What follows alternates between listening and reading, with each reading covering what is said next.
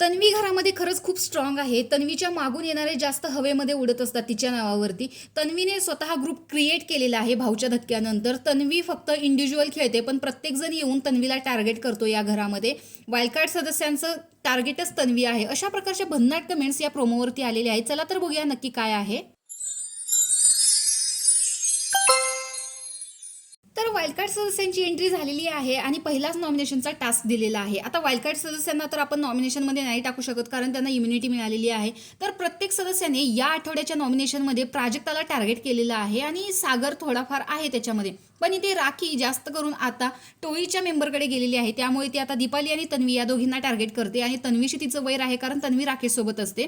तर दीपालीविषयी तिचं म्हणणं आहे की प्रत्येकाच्या गुडबुक्समध्ये तुला राहायचं असतं. त्यामुळे राखीने इथे तन्वी आणि दीपाली या दोघींना नॉमिनेशनमध्ये टाकलेलं आहे आणि त्यांच्या डोक्यावरती बाटल्या फोडलेल्या आहेत. आता निकष द्यायचा आहे, त्याच्यामुळे राखीचा निकष आहे की प्रत्येकाच्या गुडबुक्समध्ये तुला राहायचं असतं, काही करायचं नसतं बाकीचं, सगळ्यांना गोडी गोडी सगळं बोलत असते.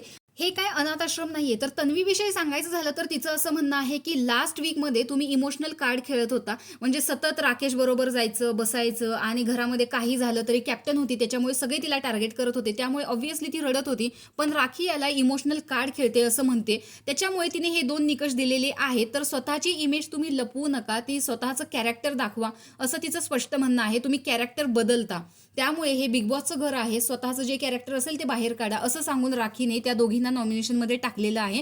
त्यामुळे राखीकडून पहिल्यांदाच तन्वी आणि दीपाली या दोघी नॉमिनेशनमध्ये गेलेल्या आहेत. तरी तर प्रोमोमध्ये दिसतं की तन्वी खूप रडत आहे.